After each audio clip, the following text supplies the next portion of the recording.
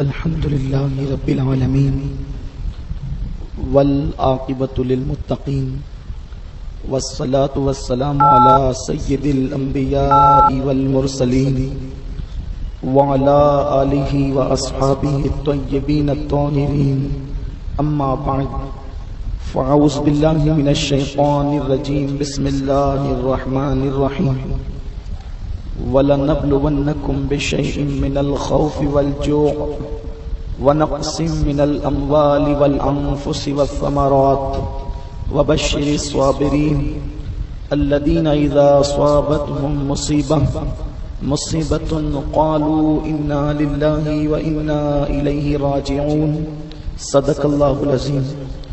غوث اعظم بمنے بے سر و سامان مددے، قبلہ دین مددے، کعبہ ایمان مددے، بگرداب بلا افتاد کشتی، ضعیفانو شکستہ رات پشتی، بحق کے خواجہ عثمان ہارون مدد کن یا معین الدین چشتی، مدد کن یا معین الدین چشتی، مدد کن یا معین الدین چشتی۔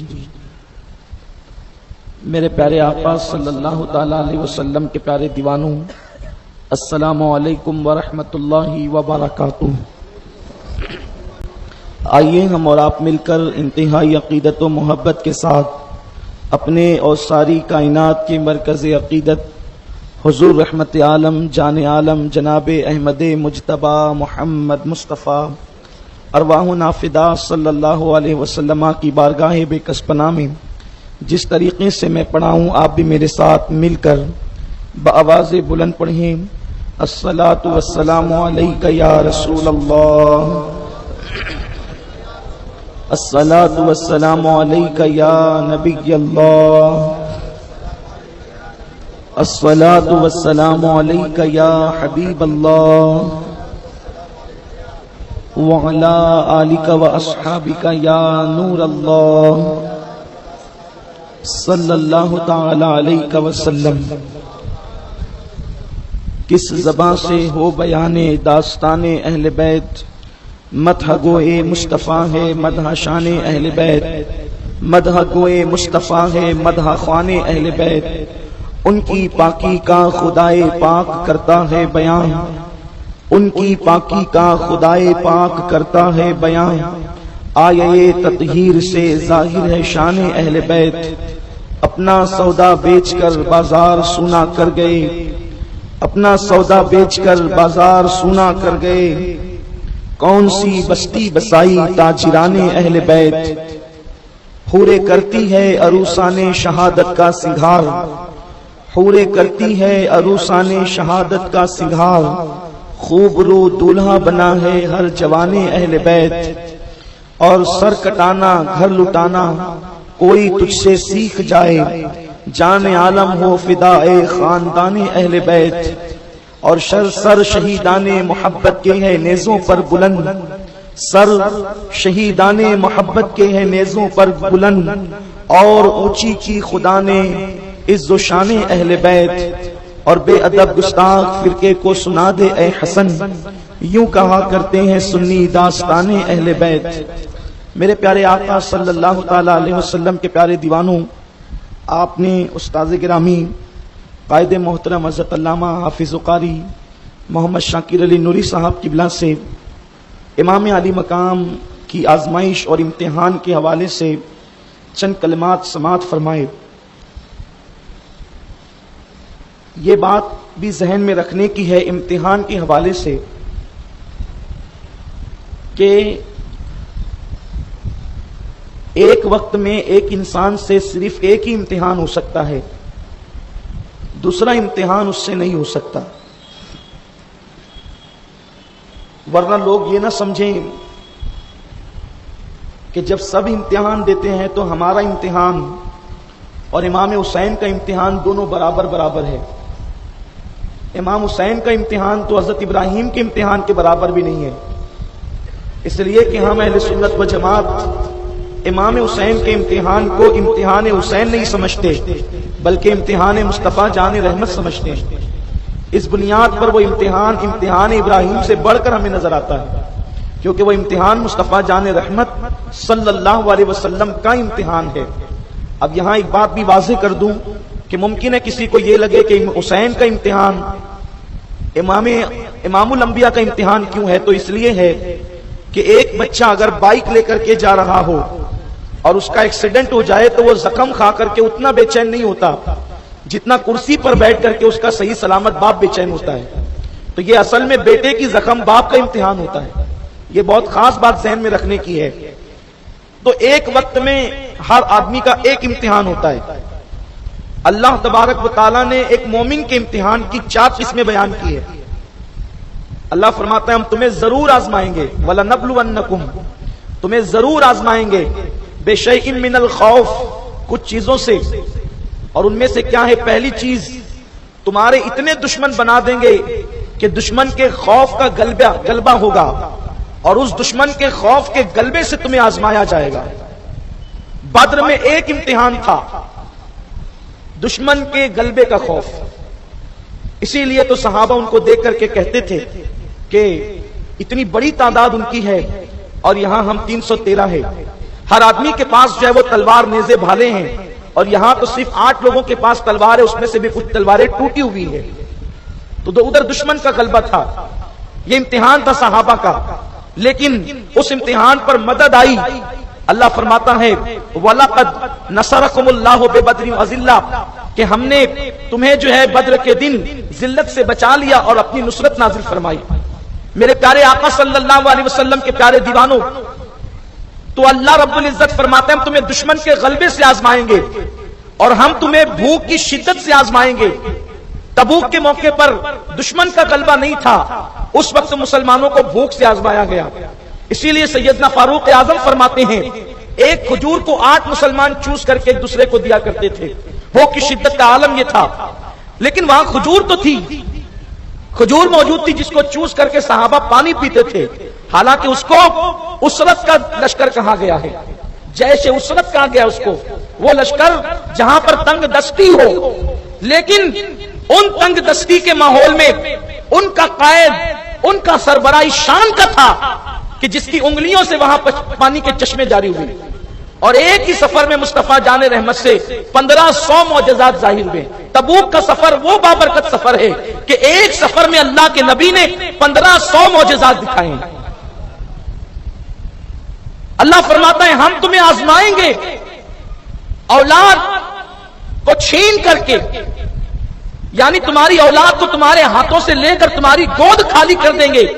یہ جو پھلوں کی قلت ہے، اس پھلوں کی قلت سے مراد مفسرین فرماتے ہیں وہ پھل کوئی درخت کا پھل نہیں، بلکہ اس پھل سے مراد تمہاری گود کا پھل ہے۔ تو قرآن مقدس نے اتنی آزمائشیں بتائی ہے، لیکن ایک وقت میں تمام آزمائش کسی پر نہیں آئی۔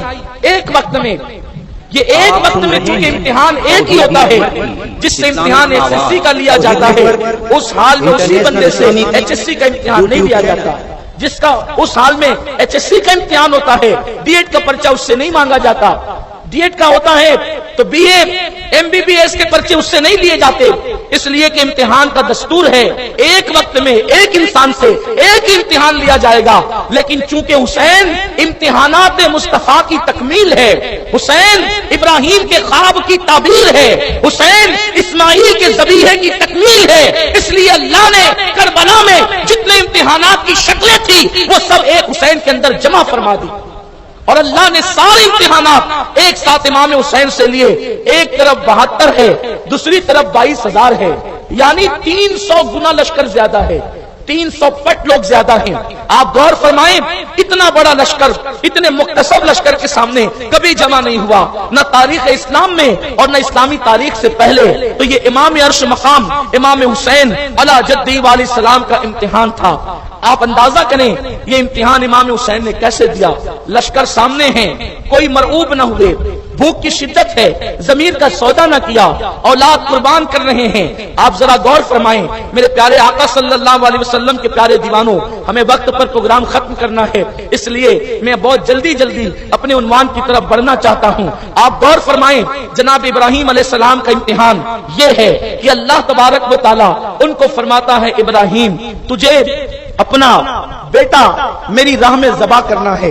حضرت سیدنا ابراہیم علیہ السلام 3 دن تک وہ خواب دیکھتے ہیں اور اس کے بعد اپنی بیوی سے کہتے ہیں، دیکھو دونوں قربانیوں میں فرق کیا ہے۔ ذی الحجہ کی 10 تاریخ کو جانوروں کی قربانی دی جاتی ہے اور محرم کی 10 تاریخ کو بیٹوں کی قربانی دی گئی۔ جانوروں کی قربانی اللہ اکبر یقیناً یہ بھی شعار اسلام ہے، لیکن اگر بیٹوں کی قربانی نہ دی جاتی تو یہ رسم اگر قائم نہ ہوتی تو مذہب اسلام کی بنیادیں دہل جاتی، دہل نہیں جاتی بلکہ بدر و حنین کی آبرو مٹی میں مل جاتی۔ امام نے بیٹوں کو مٹی میں ملا کر بدر و حنین کی آبرو کو تحفظ دیا ہے۔ میرے آقا صلی اللہ علیہ وسلم کے دیوانوں، حضرت ابراہیم علیہ السلام بیوی سے کہتے ہیں کہ میں اپنے بیٹے کو اپنے دوست سے ملانے لے جا رہا ہوں اور بیٹے کو بھی خبر نہیں، بیوی کو بھی خبر نہیں کہ یہ جا کہاں رہے ہیں۔ لیکن جب آدھے راستے میں پہنچے اور مینا کی وادی میں قدم رکھا تو اس وقت حضرت ابراہیم اپنے بیٹے سے کہتے ہیں، بیٹا اللہ نے حکم دیا ہے کہ میں تجھے ذبح کروں، تیری مرضی کیا ہے؟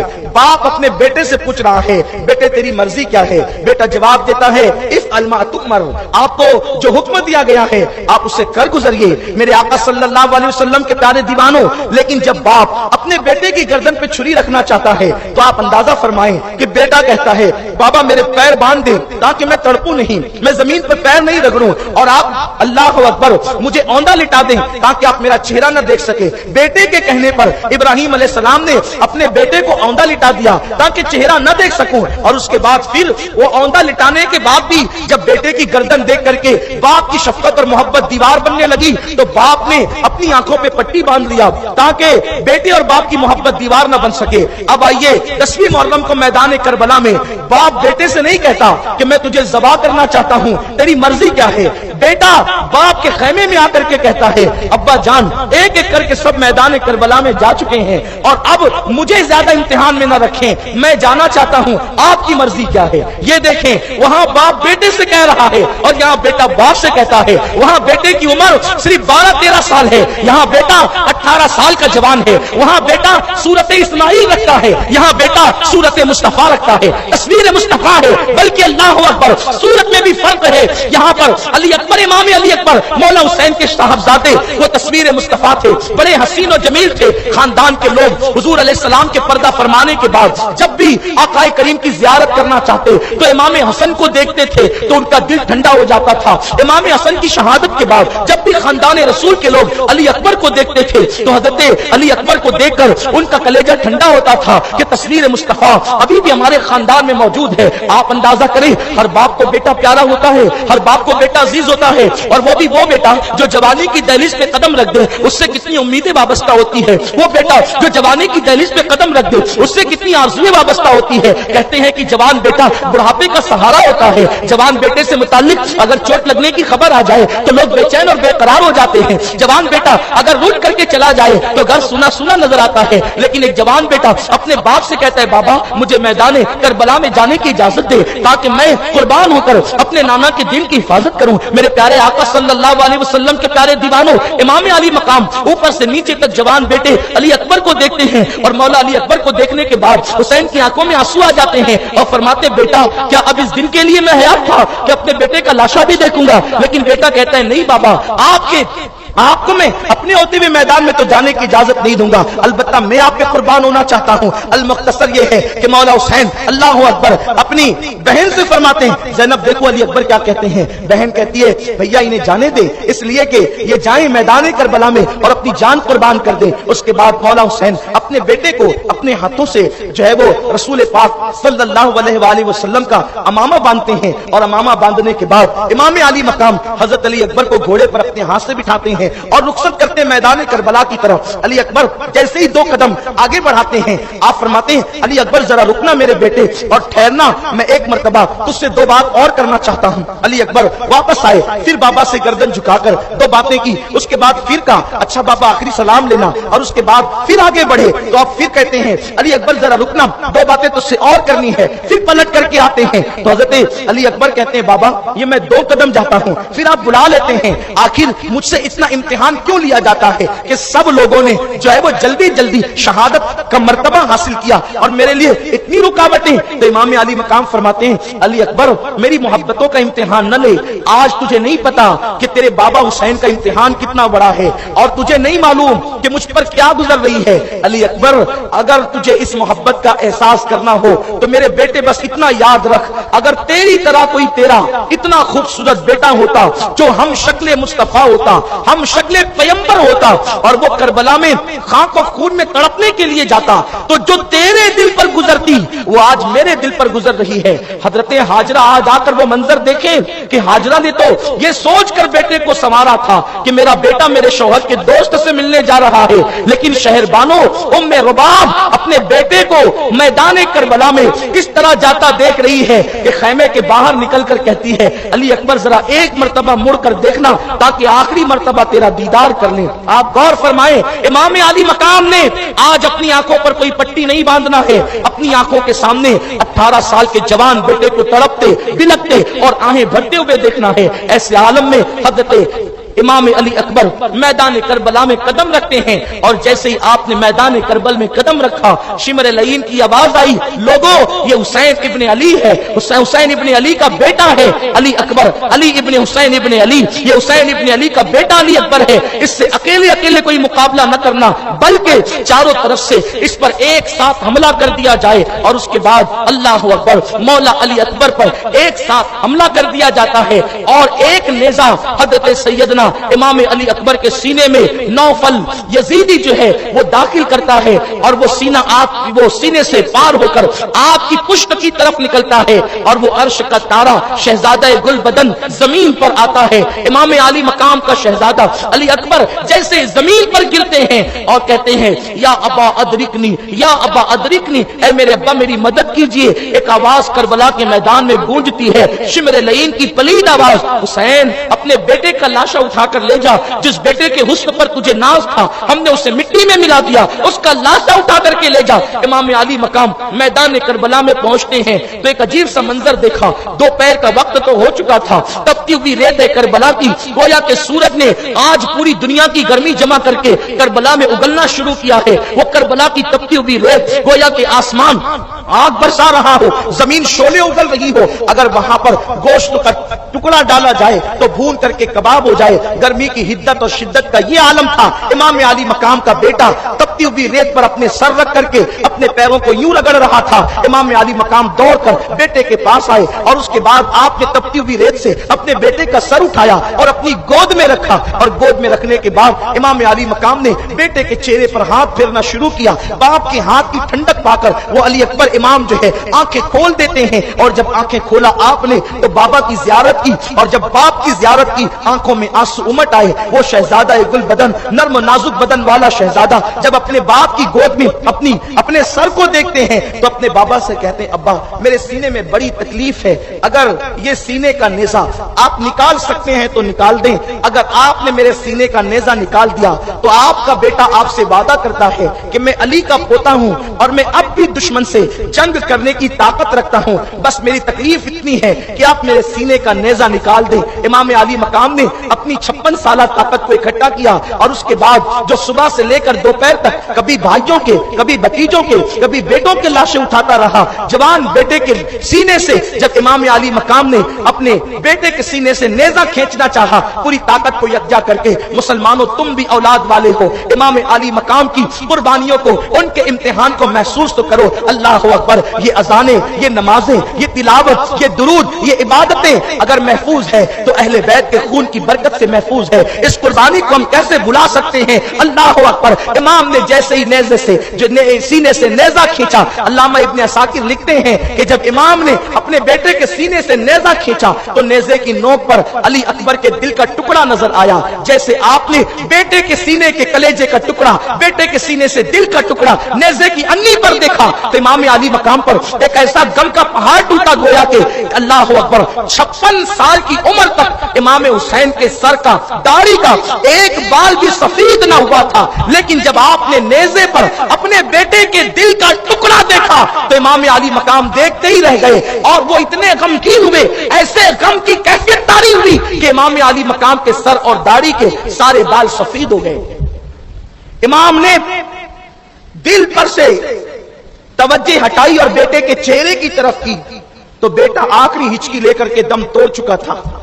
اتنے خوبصورت جوان بیٹے کا لاشا امام علی مقام نے اپنے ہاتھوں سے اٹھایا, اور ہاتھوں سے اٹھانے کے بعد جب خیمے کی طرف آئے تو سیدہ زینب حضرت شہربانو سے کہہ رہی تھی, شہربانو, حسین کو کسی غم نے بوڑھا نہ کیا, لیکن بیٹے کے غم نے حسین کو بوڑھا کر دیا.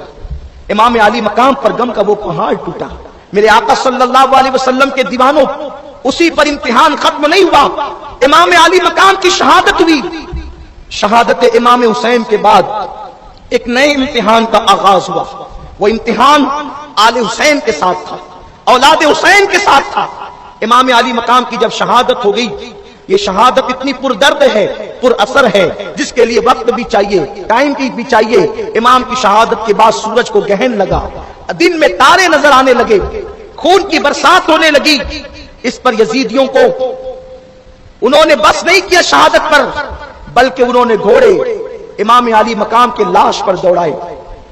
شہداء کی لاشوں پر گھوڑوں کی ٹاپوں سے شہداء کی لاشوں کو انہوں نے کچلا, حتیٰ کہ ننھا سا معصوم بچہ علی اصغر جو 6 مہینے کا شہزادہ تھا, اس کی لاش پر بھی لوگوں نے گھوڑے دوڑا دیے. امام علی مقام کے بچوں کے ساتھ یہ سلوک کیا گیا. اسی پر بس نہیں کیا گیا, بلکہ اللہ اکبر, بیویاں تھی وہ تو حیران پریشان تھی. کل رات جن کے خیمے نوجوان بیٹوں سے, بھتیجوں سے, بھائیوں سے بھرے بھرے نظر آتے تھے, آج کیسی شام غریبہ آ گئی. آج 10 محرم کی کیسی شام آئی کہ ان کے سارے خیمے خالی ہو گئے, اور ان خالی خیموں کو یزیدیوں نے آگ لگا دی. جب آگ لگی, وہ بیویاں آگ کے ڈر سے جب خیموں سے باہر نکلی تو ان بیویوں کے دوپٹے انہوں نے چھیننا شروع کیے. حتیٰ کہ امام حسین کی 7 سال کی بچی تھی, اس 7 سال کی بچی کا نام سیدہ سکینہ تھا. شہزادی سکینہ کے کان سے انہوں نے بالیاں کھینچی, اور ایسی بالیاں کھینچی کہ اللہ اکبر, سکینہ کے کان کٹ گئے. جب سکینہ نے کہا, بدبختوں, تمہیں نہیں پتا ہم نبی کی اہل بیت ہے, اور ہمارا دل دکھانے سے نبی ناراض ہوتے ہیں, نبی کا دل دکھتا ہے, قیامت میں کیا جواب دو گی اللہ کو. اس بچی نے جب احتجاج کیا اور ان کو نصیحت کی کہ تم نے ایسی بالیاں کھینچی کہ میرے کان کٹ گئے, تو ان ظالموں نے معافی مانگنے کی بجائے سکینہ کے چہرے پہ تماچے مارنے شروع کیے. اس بچی کے گالوں پہ تماچے مارے. سیدہ زینب کی چادر کھینچی, سیدہ ام کلثوم کی چادر کھینچی, سیدہ شہربانو کی چادر کھینچی, ام رباب اور ام اسحاق کی چادریں کھینچی. امام علی مقام کی بیویوں کے ساتھ انہوں نے یہ سلوک کیا, اور اس کے بعد وہ سب لوٹ مار کر کے جب سکون پا گئے تو انہوں نے اونٹ ذبح کیا جشن حسین میں کہ حسین کو ہم نے قتل کر دیا. شام کا وقت ہے, انٹرنیشنل سورج کو تو گہن لگ گیا تھا, سورج غروب ہو گیا تھا, دن میں تارے نظر آنے لگے تھے. شام ہوئی, وہ شام غریبہ ہیں.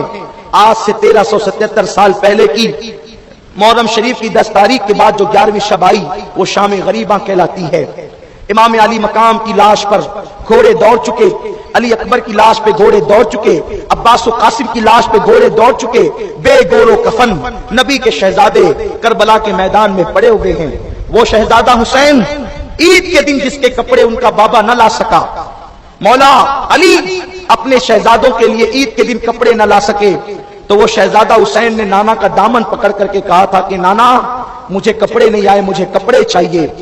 تو رسول پاک نے فرمایا تھا بیٹے صبر کرو. تو امام علی مقام نے کہا تھا غلاموں کے بیٹے کپڑے پہنے, نبی کا نواسہ عید کے دن کپڑے نہ پہنے.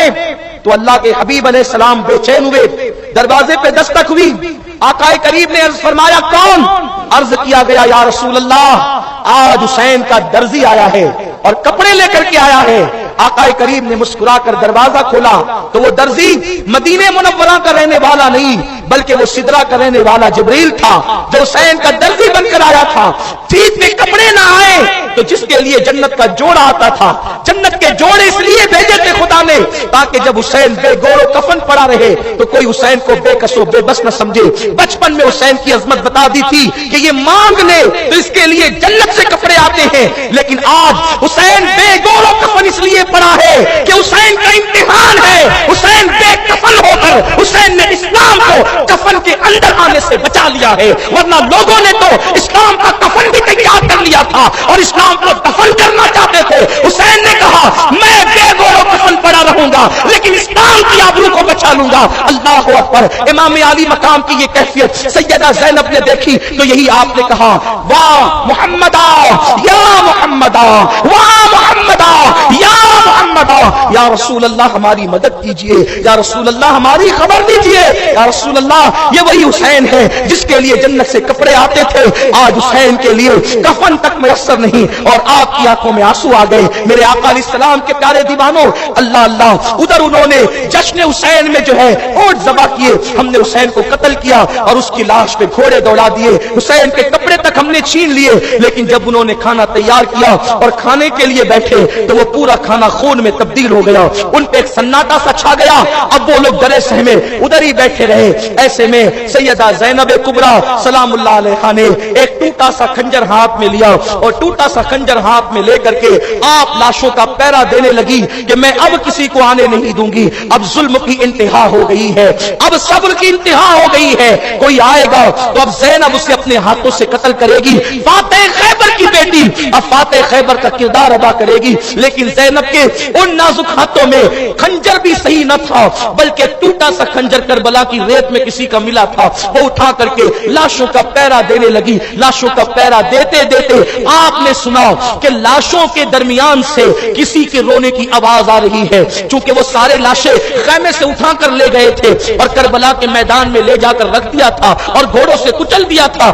لاشیں اندھیرے میں پہچان میں نہیں آتی تھی کہ کس کی لاش کون سی ہے، لیکن لاشوں کے درمیان سے کسی کے رونے کی آواز آتی تھی۔ وہ کربلا ایک جنگل تھا، ان دنوں آج سے 1377 سال پہلے وہ ایک جنگل تھا، وہاں یا تو فرات کی موجوں کی آواز تھی، فرات کے بہنے کی آواز تھی، یا جنگل کے درندوں کے دھاڑنے کی آواز تھی، یا پھر جو ہے اتنا سناٹا تھا کہ انسان اپنی سانس سے خود سن سکتا تھا۔ حضرت سیدہ زینب نے کسی کی سسکیوں کی آواز سنی تو آپ لاشوں کی طرف بڑھی کہ ان لاشوں سے کون رو رہا ہے، ذرا اندازہ تو لگائیں۔ تو اس وقت جب سیدہ زینب اللہ اکبر اللہ اللہ جب لاشوں کی طرف بڑھتی ہے تو آپ نے غور کر کے کیا دیکھا کہ ایک چھوٹی سی بچی ہے، ایک لاش کے سینے پر، اللہ اکبر، اور اس لاش کا سینہ بھی کیا تھا، دونوں پسلیاں آپس میں اس طرح مل چکی تھی۔ اس لاش پر سر رکھ کر ایک بچی رو رہی ہے، دھیان سے دیکھا تو وہ بچی کوئی اور نہ تھی، وہ سیدہ سکینہ تھی جو سر رکھ کر کے رو رو کر کے کہتی بابا کل تک کے مجھے سونے کے لیے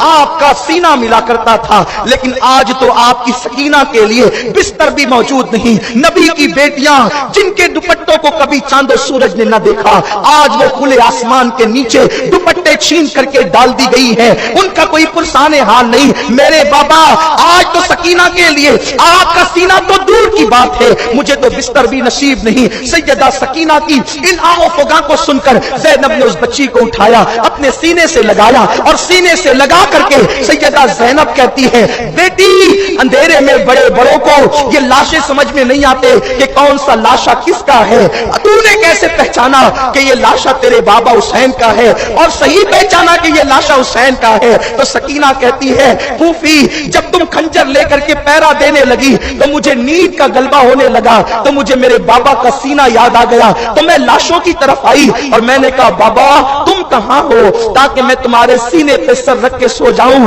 تو پھوپھی اسی لاشے سے آواز آئی تھی سکینہ تیرا بابا حسین یہاں ہے، تو میں یہاں پر چلی آئی۔ اللہ اکبر، سکینہ کو اٹھا کر کے لایا، سکینہ روتے روتے بے ہوش ہو گئی اور سیدہ زینب اسی طرح کا پہرا دینے لگی۔ ایک سایہ آپ نے دیکھا کہ تیزی کے ساتھ ایک سایہ جو ہے وہ میدان میں بڑھتا چلا آ رہا ہے، سیدہ سکینہ نے ٹوٹا سا خنجر پھر تان دیا اور اس کے بعد کا خبردار सब तो लूट चुके हो, शहजादियों के कपड़े भी तुम छीन कर ले गए हो, अली असगर का झूला तक नहीं रखा, तुमने खैमे तक जला दिए हैं, तुमने सकीना की बालियां तक छीन ली है, अब क्या रह गया है जो लूटने के लिए आए हो? जालिमों, कुछ तो शर्म करो।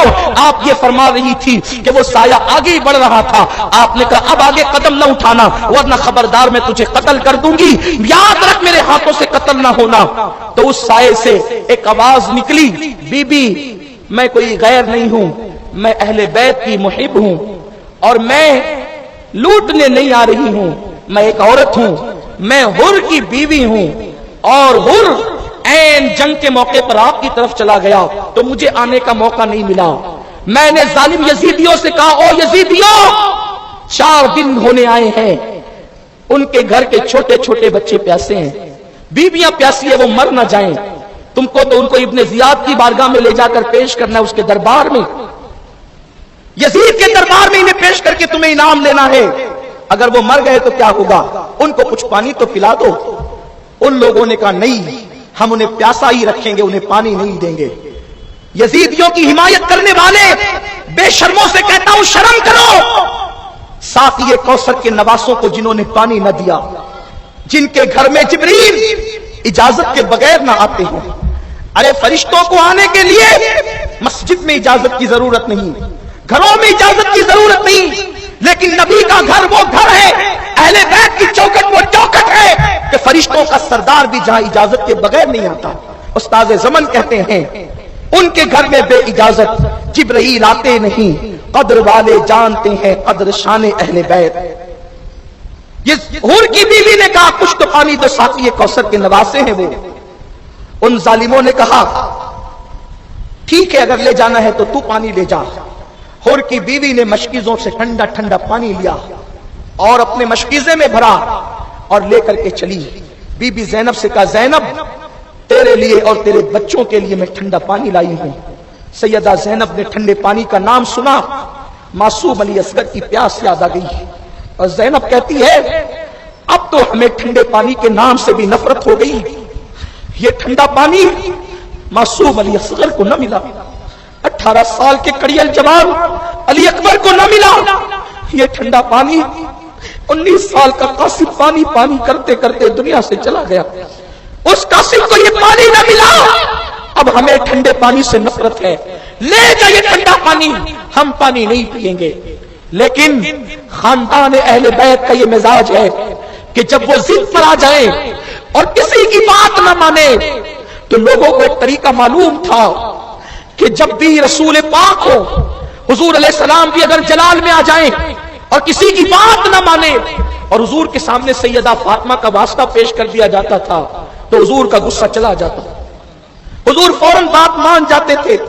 ये तरीका है अहले बैत को मनाने का। हुर की बीवी ने कहा बीबी आपको आपकी अम्मी सैयदा फातिमा का वास्ता मेरा पानी कबूल कर ले, अगर आप मेरा पानी कबूल न करेगी तो वो यजीदी मेरा मजाक उड़ाएंगे कि पानी लेकर गई थी लेकिन इसका पानी कबूल न हुआ। ज़ैनब ने जब सैयदा फातिमा का नाम सुना, हुर की बीवी को कहा तो चल, और लेकर के आई। खुले आसमान के नीचे नबी की शहजादियां मौजूद। हाय वो शहजादियां जिनके मर्तबे ये हैं कि जब कयामत के दिन इनकी अम्मी जान सैयदा फातिमा पुलसलास से गुजरेगी तो अर्श के नीचे से अल्लाह का मुनादी निदा करेगा, ऐ महशर वालों अपनी गर्दन को झुका लो, आंखों को बंद कर लो। नबी की बेटी फातिमा पुलसलास से गुजरने वाली है, जिसके नाम पर महशर वालों की गर्दन नीचे होगी, आंखें बंद होगी, वो सैयदा फातिमा है। आज उस फातिमा की बहुओं को और बेटियों को मैदान करबला में खुले आसमान के नीचे बगैर दुपट्टे के छोड़ दिया गया। छोटे छोटे बच्चे और बच्चियां हैं, कोई पुस्साने हान नहीं। हुर की बीवी सैयदा ज़ैनब के साथ आती है, एक कटोरे में पानी उंडेला जाता है। सैयदा सकीना बेहोश हो चुकी है, रो रो कर बाबा के सीने पे सर रखने के लिए ज़ैनब उनके चेहरे पे छींटे देती है। सकीना होश में आती है। ये पहली बेहोश है जिसको पानी के छींटों से होश में लाया गया, वरना अब तक तो बेहोशों पर दामन की हवा दे करके उन्हें होश में लाया जाता था, क्योंकि पीने को पानी न था तो चेहरे पे छिड़कने को पानी कहां से होता। सैयदा सकीना होश में आई तो सैयदा ज़ैनब से कहा फूफी میرے چہرے پہ تم نے پانی کے چھینٹے مارے تو کیا میرا چچا عباس فرات سے واپس آ گیا؟ پانی لے کر عباس آ گئے۔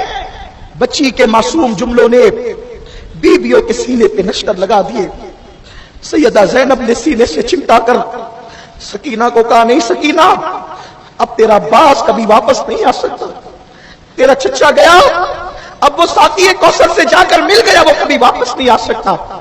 سکینہ نے کہا، پھر یہ پانی کہاں سے ملا؟ تو کہا گیا کہ یہ پانی حور کی بیوی لے کر آئی ہے، لو بیٹی پانی پی لو۔ سکینہ نے کہا، پھوپھی جان آپ نے پانی پی لیا؟ دیکھو نبی کے گھر والوں کی تربیت کیسے ہوئی تھی، وہ اہل بیت کی شان کے مالک تھے۔ سیدہ سکینہ نے زینب سے پوچھا، پھوپھی کیا آپ لوگ پانی پی چکے؟ زینب نے کہا، نہیں بیٹی، اپنے نانا کی حدیث ہے کہ جب کھانے پینے کی چیز ملے تو جو پہلے سب سے چھوٹا ہو اس کو کھلاؤ، پھر بعد میں بڑے کھائیں پیئیں، کیونکہ جب بھی پھل آتے تو حضور پہلے بچوں کو دیتے پھر خود کھاتے، جب بھی پینے کی چیز آتی پہلے بچوں کو پلاتے خود پیتے، تو ہمارے قافلے میں سب سے چھوٹی تم ہو، اس لیے بیٹی پہلے تم پانی پیو، پھر ہم تو اپنا دیکھ ہی لیں گے۔ سکینہ کے ہاتھ میں کٹورا پہنچا پانی کا، سکینہ اٹھ کر کھڑی ہو گئی، اور کھڑی ہونے کے بعد بچی میں چلنے کی طاقت نہ تھی۔ اب چوتھا دن طلوع ہونے والا تھا، چوتھا دن شروع ہونے والا تھا۔ ذرا سوچو، نبی کے خاندان پہ درود پڑھنے والوں، یہ خاندان نبی کی شان ہے، یہ اہل بیت اطہار کا مقام ہے۔ گرمی کے موسم میں ہم روزہ رکھتے ہیں، مؤذن اعلان کر افطار کر لو، ہم کسی کا خیال کیے بغیر افطار کر لیتے ہیں، لیکن یہ خاندان نبوت، خون رسول کی شان دیکھو، خون رسول تک کی کرامت دیکھو کہ جب اس ننھی سی بچی کو چوتھی صبح طلوع ہونے سے پہلے پانی ملا، 7 سال کی بچی کیا ہوتی ہے، اور جب یہ حدیث اس بچی کے کان میں پہنچی کہ پہلے چھوٹوں کو پلاؤ پھر خود پیو، پورے قافلے میں سب سے چھوٹی تم ہو، پہلے تم پیو پھر ہم اپنا دیکھیں گے، وہ بچی اٹھ کر کے کھڑی ہوئی، اور کھڑی ہونے کے بعد طاقت چلنے کی نہ تھی، پھر بھی بوجھل قدموں سے اس نے دوڑنا شروع کیا۔ زینب نے آواز لگائی، سکینہ، او سکینہ، میری بیٹی سکینہ کہاں جاتی ہو؟ کوئی جواب نہ دیا بچی نے۔ سیدہ زینب اٹھی کہ اندھیرے میں بچی جاتی کہاں ہے، اور بچی کو اپنے سینے سے چمٹا لیا، پوچھا بیٹی کہاں جاتی ہو؟ سکینہ نے کہا، پھوپھی تم بھول گئی ہو، ابھی تو تم نے نانا کی حدیث پڑھی کہ جب کھانے پینے کی چیز آئے تو پہلے چھوٹوں کو پلاؤ کھلاؤ پھر بعد میں بڑے، اور آپ نے کہا کہ میں تمہارے قافلے میں سب سے چھوٹی ہوں۔ پھوپھی تم بھول گئی ہو، میں تو 7 سال کی ہوں، مجھ سے بھی چھوٹا ہمارے قافلے میں میرا بھیا علی اصغر ہے، وہ 6 مہینے کا بچہ ہے، مجھ سے چھوٹا ہے، تو میں چاہتی ہوں کہ پہلے اس کو پانی پلاؤں گی اور نانا کی سنت پر عمل کروں گی، اس کے بعد میں پانی پیوں گی۔ بیویوں کے سینے پر ایک نشتر گویا اور لگا۔ زینب نے کہا، بیٹی تیرا بھیا علی اصغر یزیدیوں کا پانی نہیں پیتا، اور اب وہ تو ساقی کوثر کے ہاتھوں سے پانی پی کر سیراب ہو چکا ہے، اس لیے بیٹی وہ پانی نہیں پیے گا۔ آپ غور کریں، یہ حالت ہوئی، ابھی یہی حالت ہوئی تھی کہ اسی حالت میں بیویوں نے خدا خدا کر کے رات نکالی۔ لوگ کہتے ہیں کہ جس وقت غم کی رات آتی ہے تو وہ جلدی ختم نہیں ہوتی، سوچو وہ کربلا کی شام غریبہ کیسے کٹی ہوگی، لیکن جب صبح آئی 11 محرم کی صبح تو وہ ایک اور طوفان اور قیامت لے کر کے آئی۔ صبح ہوئی، سورج نے پہلی کرنیں ارض کربلا پر چمکائی تو کیا دیکھا کہ شہداء کی لاشیں کچلی ہوئی ہے۔ لاشیں دیکھ کر بیویوں پہ قیامت ٹوٹ پڑی، سر پہ دوپٹے نہ تھے۔ شہربانوں نے کہا، زینب ہمارے سر پہ دوپٹے نہیں ہے، دن نکل رہا ہے، ہم کیسے پردہ کریں گے؟ تو سیدہ زینب نے کہا، اللہ نے بڑے بال تمہیں اس لیے عطا کیے ہیں کہ کل تک دوپٹے سے منہ چھپاتے تھے، اب اپنے بڑے بالوں کو چہرے پہ ڈال لو اور اپنے بالوں سے پردہ کرو، اپنے بالوں سے چہروں کو چھپاؤ۔ اس سے میری قوم کی بیٹیوں کو بھی یہ سبق حاصل کرنا چاہیے کہ دوپٹے نہ تھے تو چہرے پہ بال ڈال کر انہوں نے چہرے چھپائے، اور آج کی بیٹیاں گلے میں دوپٹے کو مفلر کی طرح لٹکا کر گھومتی ہیں اور حسینی بننے کے دعوے دار ہیں۔ یاد کرو ان بیویوں کی شرافت کو، ان کی تعظیم و بزرگی کو۔ ابھی صبح ہوئی، یزیدی کتے پھر آئے شمر کے ساتھ، اور انہوں نے بیویوں کے ہاتھوں میں ہتھکڑیاں ڈال دی، پیروں میں بیڑیاں ڈال دی، اور ننگے پیٹ جو تھی اونٹوں کی اونٹوں کی ننگی پیٹھ پر بیویوں کو بٹھا دیا، ایک ایک ساتھ 3 لوگوں کو باندھا اور بڑوں کے ساتھ بچوں کو بھی باندھا۔ تو ظاہر سی بات ہے بچوں کے ہاتھ چھوٹے بڑوں کے ہاتھ بڑے، تو بچوں کے ساتھ بڑوں کو یوں جھکنا پڑتا تھا۔ بچے اگر بڑے اٹھے تو بچوں کو تکلیف، اور بچوں کی وجہ سے جھکے تو تکلیف، اور جو کہیں دن کا بیمار سید سجاد امام زین العابدین امام حسین کا ایک ہی بیٹا بچا ہوا ہے، ان کی گردن میں توق ڈال دیا ہے۔ وہ ایسا کسی کا امتحان، کوئی کسی نے ایسا امتحان دیا ہے؟ گلے میں توق ڈال دیا میرے آقا امام زین العابدین کے، کئی دنوں کا بھوکا پیاسا بیمار، اور ہاتھوں میں بیویوں کے اونٹوں کی نکیل تھما دی، جس کے پیٹ میں اناج نہیں، بخار سے جو تپ رہا ہو، اور گلے کے اندر لوہے کا توق پڑا ہوا ہے۔ وہ جن پر نمازوں میں درود پڑھا جاتا ہے، وہ جن کے لیے قرآن الا المودۃ فی القربى کہتا ہے، وہ جن کے لیے آیت تطہیر نازل ہوتی ہے، وہ جن کے لیے میرے رسول نے فرمایا اے میرے صحابہ مجھ پر آدھا درود مت پڑھا کرو، اللہم صلی علی محمد مت کہا کرو، اگر کوئی میری خوشی چاہتا ہے تو میرے ساتھ میرے اہل بیت پہ بھی درود پڑھا کرے۔ حضور نے فرمایا جن پر درود پڑھنے کی تاکید حضور نے فرمائی، جن کے لیے قرآن انما یرید اللہ لیذھب عنکم الرجس کے، اس امام سجاد زین العابدین کی گردن میں توق ڈالا گیا، اور توق ڈال کر آپ کو کہا کھڑے ہو اور یہ لے کر کے چل۔ امام زین العابدین کھڑے ہونے کی کوشش کرتے ہیں لیکن گر جاتے ہیں تو پیٹھ پر چابک پڑتے ہیں۔ زینب نے کہا ظالموں یہ کھڑے نہیں ہو سکے گا، یہ مر جائے گا، اور یہ مرے گا تو حسین کی اولاد حسینی سیدوں کا سلسلہ کس سے چلے گا؟ رحم کرو اس بچے پر۔ اس کے بعد انہوں نے دیکھا کہ یہ چل نہیں سکے گا تو امام زین العابدین کے ہاتھوں میں ہتھکڑیاں اور پیروں میں زنجیر ڈال کر اونٹ کی ننگی پیٹھ پر ان کو بھی بٹھا دیا گیا، اور ان کو بٹھانے کے بعد اب یہ قافلہ کربلا سے کوفہ کی طرف جانے لگا۔ سیدہ زینب نے کہا تم نے ہماری ایک نہ سنی، ایک بات بھی تم نے ہماری نہیں سنی ظالمو، تو ایک بات اب سن لو کہ ہمیں وہاں سے لے کر کے چلو جہاں پر شہیدوں کی لاشیں پڑی ہوئی ہے۔ وہ لوگ اونٹنیوں کو شہیدوں کی لاشوں کے پاس لے کر کے گئے تو سیدہ زینب نے مدینے کی طرف رخ کر لیا اور عرض کیا یا رسول اللہ کیا آج آپ یہ منظر نہیں دیکھیں گے کہ آپ کا حسین جس کے لیے آپ سجدوں کو طویل کر دیتے تھے، وہ حسین جس کے لیے کہا حسین منی وانا من الحسین، وہ حسین جس کے ہونٹ چوستے تھے، جس کو سونگتے تھے، جس کو ریحان جنت کہا تھا، یا رسول اللہ آج تو بے گور و کفن پڑا ہوا ہے، آج آپ اپنے حسین کی خبر لیجئے۔ یہ کہتی ہوئی سیدہ زینب رونے لگی۔ امام زین العابدین رو کر کہتے ہیں ان التیاب ریح الصبا یوما الى ارض الحرم بلغ سلامی روضۃ فیہا النبی المحترم۔ اے ہوا ہمارا پیغام تو اب کون پہنچائے گا؟ تو ہی جب مدینہ شریف تیرا گزر ہو تو اے ہوا جب تو روضہ رسول پر جانا تو روضہ رسول پر جا کر کے تو ادب کے ساتھ ہمارے نانا کو ہمارا سلام کہ۔ کل میں نے تقریر میں یہ بات عرض کی تھی، یہ حضور علیہ السلام کا معجزہ ہے کہ پوری زندگی 63 سال نہ کبھی بچپنے میں نہ کبھی جوانی میں حضور کی زلفیں کبھی نہیں بکھری تھی، احد کے میدان میں بھی نہیں بکھری تھی، بدر کے میدان میں بھی کبھی نہیں بکھری تھی۔ حضرت عبداللہ ابن عباس کہتے ہیں میں نے 61 ہجری کے عاشورہ کو جمعہ کی نماز کے بعد میں سو رہا تھا، میں نے کیا دیکھا؟ نبی پاک کی زلفیں بکھری ہوئی ہے۔ لوگ کہتے میدان کربلا میں کیا ہے؟ اس کو اتنی اہمیت دیتے ہو، کربلا میں کیا ہے؟ ارے دیکھ کربلا میں کیا ہے؟ اس نبی کی زلفیں بکھرتی ہے، بڑے بڑے حادثات جن زلفوں کو بکھرا نہ سکے کربلا نے ان زلفوں کو بکھرا دیا۔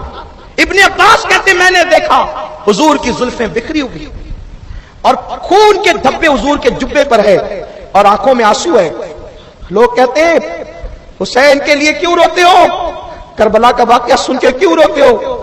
ہم کہتے ہیں خدا کی قسم ہر کسی پر روئیں تو آنسو زمین پر بہ جاتے ہیں، لیکن اگر غم حسین میں روئیں تو وہ ہمارے لیے نجات کا ذریعہ بن جاتے ہیں۔ میرے آقا صلی اللہ علیہ وسلم شہادت حسین پر روئے، یہ بخاری شریف کی حدیث۔ ابن عباس اپنا خواب بیان کرتے ہیں، بکھری ہوئی زلفیں اور ان زلفوں کے اندر مٹی لگی ہوئی ہے، دھول لگی ہوئی ہے، کپڑوں کے اندر خون کے دھبے ہیں. آقا کریم کی یہ حالت دیکھیے، حضور رو رہے ہیں، آقا کریم کی آنکھوں میں آنسو ہے. سرکار سے عرض کی یا رسول اللہ، اللہ آپ کی خیر کرے، آپ کے دین کی خیر کرے، آپ کی اہل بیت کی خیر کرے. آپ غمگین ہیں، آپ رو رہے ہیں، آپ کی زلفیں بکھری ہوئی ہے. میرے آقا نے کہا ابن عباس، آج میرا حسین کربلا میں شہید ہو گیا. صبح سے لے کر اب تک میں کربلا کے میدان میں شہیدوں کا خون جمع کر رہا تھا، شہیدوں کا خون میں نے جمع کیا ہے. حضرت سیدنا بابا فرید الدین گنج شکر فرماتے ہیں کہ شب عاشور میں کسی نیک عورت نے میدان کربلا کو خواب میں دیکھا کہ ایک عورت ہے نقاب پوش جو اپنی آستین سے کربلا کی دھرتی کو جھاڑ رہی ہے اور کنکر اٹھا اٹھا کر کے چن رہی ہے. اس عورت نے پوچھا بی بی یہ کون سا میدان ہے اور آپ یہ کنکر کیوں اٹھاتی اور صاف کرتی ہے؟ تو اس عورت نے جب اپنے چہرے سے پردہ ہٹایا تو کہا کہ میں فاطمہ بنت محمد ہوں، میں فاطمہ ہوں، تیرے نبی کی بیٹی ہوں. کہا بی بی آپ میدان کو جھاڑو دیتی ہے؟ فرمایا ہاں یہ کربلا کا میدان ہے اور اسی جگہ پر میرا حسین گھوڑے سے زمین پہ گرے گا تو میں پہلے سے کنکر اٹھا رہی ہوں کہ میرے حسین کو کنکر نہ چپ جائے. یہ ہے داستان کربلا. ڈاکٹر اقبال اسی لیے تو کہتے ہیں غریب سادہ وہ رنگی ہے داستان حرم، غریب سادہ وہ رنگی ہے داستان حرم، حسین انتہا اس کی ابتدا ہے اسماعیل. یہ میرے مولا حسین کی داستان کربلا ہے. تو جس وقت لاشوں کے قریب یہ آئے، امام زین العابدین نے ان القیا ریح الصبا یوما الی ارض الحرم بلغ سلامی روضۃ فیہا النبی المحترم. یہ پڑھا تو اپنے بیگانے سب رونے لگے. امام علی مقام کا وہ چھوٹا سا لٹا پیٹا قافلہ 11 محرم کی صبح دن تڑکے کوفہ کی طرف روانہ ہو گیا. کوفہ والوں کو اعلان کر دیا گیا، کوفہ والوں جشن کرو جشن. عورتیں چھتوں پر چڑھے بچوں کو لے کر، اس لیے کہ کچھ باغی لوگ تھے جن کے سر ہم کاٹ کے لا رہے ہیں اور ان کی لٹی پٹی عورتوں کو قیدی بنا کر لا رہے ہیں. کوفہ میں یہ بات نہیں بتائی گئی کہ کس کو لا رہے ہیں. جھوٹ بولا یزیدیوں نے کہ ہم باغی، اور وہ بھی کیسے باغی جو رستے میں بیٹھ کر کے قافلے لوٹتے تھے، ان لٹوروں کو ہم نے کاٹا ہے. کوفہ میں جشن کا ماحول تھا کہ حکومت کے باغی اور وہ بھی قافلے لوٹنے والے لٹوروں کو لایا جا رہا ہے. کوفہ میں جشن کا ماحول ہے. کربلا سے کوفہ آتے آتے شام ہو گئی ہے. خولی جس کے پاس امام علی مقام کا سر تھا، شام ہوئی تو اس کو پتا چلا کہ اب تو ابن زیاد کے پاس جانا ہی بے فائدہ ہے، کیونکہ شام ہوتی ہے تو وہ شراب میں ڈوب جاتا ہے، انعام نہیں دے گا، سر دیکھ کر مجھے گالیاں دے گا. تو اس نے سوچا کہ اپنے ابن زیاد کے پاس نہ جاؤں بلکہ اپنے گھر جاتا ہوں، صبح جاؤں گا جب اس کا نشہ اتر جائے گا. دیکھو اہل بیت کا دشمن کبھی حلالی بندہ نہیں بنتا. یہ خاص بات آپ ذہن میں رکھیے، حدیث پاک سے ثابت ہے. جو غیر حلالی ہوتے ہیں وہی اہل بیت سے دشمنی کرتے ہیں، یہ حدیث رسول ہے. یہ ابن زیاد جو ہے نا، ابن زیاد کے باپ کا نام ہے زیاد، اس کا نام عبید اللہ، اس کے باپ کا نام زیاد. اور زیاد کے باپ کا نام آج تک تاریخ میں لکھا ہی نہیں گیا. مورخین نے جب بھی زیاد کے باپ کا نام لکھا تو کہا زیاد ابن ابی، زیاد ابن ابی، زیاد اپنے باپ کا بیٹا. اپنے آج تک نہیں معلوم اس کا باپ کون ہے. لیکن بعض محققین نے تحقیق کی تو پتا چلا کہ ایک شخص اسلام لانے سے پہلے اس نے زیاد کی ماں کے ساتھ زنا کیا، اس سے زیاد پیدا ہوا، اسی زیاد سے عبید اللہ ابن زیاد پیدا ہوا. یہ کوئی بہت اچھے لوگ نہیں ہیں لوگ جن کی تائید کرنے نکلے ہیں. اگر صحیح معنی میں لوگ اسلام کی تاریخ پڑھ لیں، بے جا تعصب سے نکل کر، ہٹ درمی سے نکل کر اسلام کی صحیح تاریخ پڑھے تو کبھی کوئی یزیدی کی حمایت نہیں کرے گا، نہ یزید کی حمایت کرے گا نہ یزیدیوں کی حمایت کرے گا. بلکہ کہنے والوں نے کہا ہے انسان کو بیدار تو ہو لینے دو، ہر قوم پکارے گی ہمارے ہیں حسین. حسین وہ ہیں جن کو بڑے بڑے کافر مورخین نے، محققین نے خراج عقیدت پیش کیا ہے. تو شام ہوئی تو قافلہ باہر روک دیا گیا اور خولی اپنے گھر میں داخل ہوا. اس کی بیوی نے کہا کہاں تھا اتنے دن سے؟ اس نے کہا کہ ہم جنگ پہ گئے تھے اور میں تیرے لیے تحفہ لایا ہوں. اس نے کہا کیا لایا ہے؟ تو اس نے جیسے ہی گٹری کھولی کپڑے کی، امام حسین کا سر تھا. چونکہ حضرت علی مرتضیٰ کے دور میں امام علی مقام کوفے میں برسوں رہ چکے تھے تو اس نے پہچان لیا، کہا تو یہ حسین ابن علی ہے، ان کو کاٹا تم لوگوں نے. اس نے بڑی بہادری سے کہا ان کو کاٹا، ان کی بیویوں کو ہم کنیز بنا کے معاذ اللہ قیدی بنا کے لا رہے ہیں. لعنت ہو یزیدیوں پر اور یزیدیوں کی حمایت کرنے والوں پہ بھی لعنت ہو. शहजादियों को उन्होंने कैदी कहा, उन बदबख्तों ने अल्लाह अकबर। तो उसकी बीवी ने कहा उनकी बीवियों को तुमने कैदी बनाया? कहा। उसने कहा अगर रात का वक्त ना होता तो मैं अभी तेरे घर से निकल जाती। जो शहजादे रसूल का सर काटे मैं उसकी बीवी बनकर तो न रहूंगी। थका हुआ था, सो गया। उसकी बीवी उठी, इमाम अली मकाम की बिखरी हुई जुल्फों को धुला, जुल्फे सवारी खुशबू लगाई और खड़ी हो गई दुरूद पढ़ते हुए। इसी आलम में नींद का गलबा हुआ तो बैठ गई। दुरूद जबान पे जारी रहा। आंख बंद हुई तो क्या देखा कि 4 औरतें खूबसूरत, और वो इमाम हुसैन के सर को चूमती है आकर और रोती हैं। उस औरत ने पूछा आप कौन है? तो एक बीबी ने कहा मैं फातिमा बिनते मोहम्मद हूं, हुसैन की अम्मी हूं, आज मेरे बेटे के चेहरे को चूमने आई। दूसरी को कहा ये हुसैन की नानी है खदीजतुल कुबरा, आज हुसैन के सर को बोसे देने आई है कि मेरे नवासे ने नाना से किया हुआ वादा वफा कर दिया, दीन को तहफ्फुज़ दे दिया। और ये जो है ये आसिया है फिरौन की बीवी, और ये चौथी ईसा की मां मरियम है। उन बीवियों ने सर चूमा, शफकती की और वहां से हटी तो फिर देखा एक ऐसा चेहरा जो हुसैन के चेहरे से कुछ मुशाबे था। तो पूछा बुजुर्ग आप कौन है? उन्होंने कहा मैं इब्राहिम खलीलुल्लाह हूं, जिस हुसैन ने मेरे ख्वाब की तकमील की है, आज उस हुसैन की पेशानी को चूमने आया। इसी में पूरी रात गुजर गई। आंख खुली तो उसका शौहर झाड़ रहा था पागलों की तरह। कहा तूने ये क्या किया? उसने कहा तू सर इब्ने जियाद के पास ले जा और मैं तेरे घर से चली, मुझे तलाक दे दे, मुझे तेरे यहां नहीं रहना। जो अहले बैत का नवा वो मेरा क्या हो सकता है? उसने कहा जीते जी अपने बच्चों को यतीम मत कर। तो उस औरत ने कहा हुसैन के बच्चों से ज्यादा तेरे बच्चे कीमती नहीं है। जब तूने हुसैन के बच्चों को यतीम कर दिया तो अब ना बच्चों की परवाह ना शौहर की परवाह। और वो औरत पर्दे में घर से निकल गई। लोगों को शर्म आनी चाहिए। कातिलाने हुसैन की ताईद उनकी औरतों ने नहीं किया, लोग कातिलाने हुसैन की ताईद करते हैं। और मैं तो हिंदुस्तान के तमाम मुसलमानों को पैगाम देना चाहता हूं, याद रखना हुसैन का मुखालिफ होकर कोई ज्यादा दिन तक के टिक ना सका, वरना देख लो तुम्हारे पड़ोस में एक बदबख्त यजीद का वकील बनकर के खड़ा हुआ था और आज भागा भागा फिर रहा है। हुसैन बता रहे हैं जब उससे टकराएगा टिकने नहीं दूंगा, उठा के फेंक दूंगा। इसलिए कभी हुसैन से लड़ाई मोल मत लेना, क्योंकि रसूलुल्लाह ने फरमाया हुसैन मुझसे है, मैं हुसैन से हूं। जो हुसैन से जंग करेगा मैं उससे जंग करूंगा, जो हुसैन से सुलह करेगा मैं उससे सुलह करूंगा। जो नबी से जंग करे वो टिक कैसे सकता है? और जो लोग अभी मेंढकों की तरह डर डर करते हुसैन के खिलाफ, उनको भी बहुत जल्द हिसाब चुकाना पड़ेगा।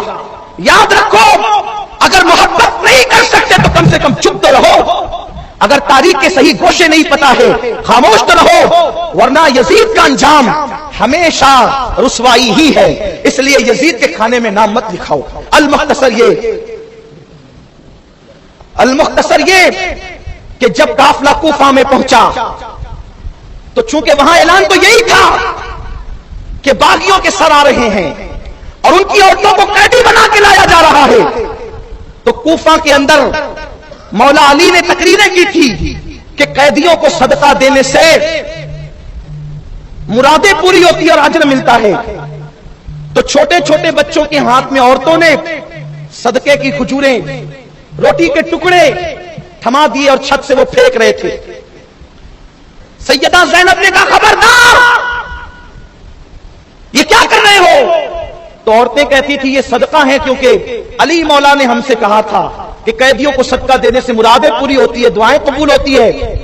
तो हम तुम कैदियों सदका दे रहे हैं। कहा हम वो कैदी नहीं है जो तुम समझ रहे हो, हम आले मोहम्मद है, आले मोहम्मद, और आले मोहम्मद पर सदका खाना हराम है। तो तब औरतों ने कहा तुम कौन हो? कहा पहचानो मैं ज़ैनब बिनते अली की बेटी हूं, ये हुसैन का सर है। तो लोगों ने गौर किया, तब पता चला कि ये क्या हो गया। तब कूफा वाले चीखने रोने पीटने लगे। तब सैयदा ज़ैनब ने कहा था कूफियों, खत लिखकर बुलाने वाला कौन था? तुम्हारे बड़े बड़े सरदारों ने 150 खुतूत लिखे थे, अवाम के तो खुतूत ही अलग थे। उसके बाद तुमने मेरे भाई के साथ बेवफाई की, बड़ी बड़ी रिश्वतें लेकर तुम बेवफा बन गए। अब तुम्हारा रोना चीखना पीटना ये सब तुम्हारे काम नहीं आएगा। और फिर फातिमा की बेटी ने कहा इसी तरह रोते पीटते रहोगे तुम्हें कभी करार नहीं मिलेगा। और देख लो आज इराक की सरजमीन संवरती है फिर गिरती है, बनती है फिर बिगड़ती है। انشاءاللہ کبھی موقع رہا ہم آپ سے گفتگو کریں گے. ہمارا وقت ختم ہو گیا ہے. آگے کی داستان اللہ زندگی دے تو پھر آپ سے عرض کریں گے. دوران گفتگو کوئی غلطی ہو گئی ہو اللہ پاک معاف فرما دے. وما علینا الا البلاغ. سامعین حضرات، ابھی یہ جو نعتیہ کلام آپ سماعت کر رہے تھے یہ توحید نیٹ ورک کی جانب سے سنایا جا رہا تھا. آپ بھی اپنے شہر کے جلسے ریکارڈنگ کرانے کے لیے رابطہ قائم کریں. توحید نیٹ ورک، موبائل نمبر 9967825444.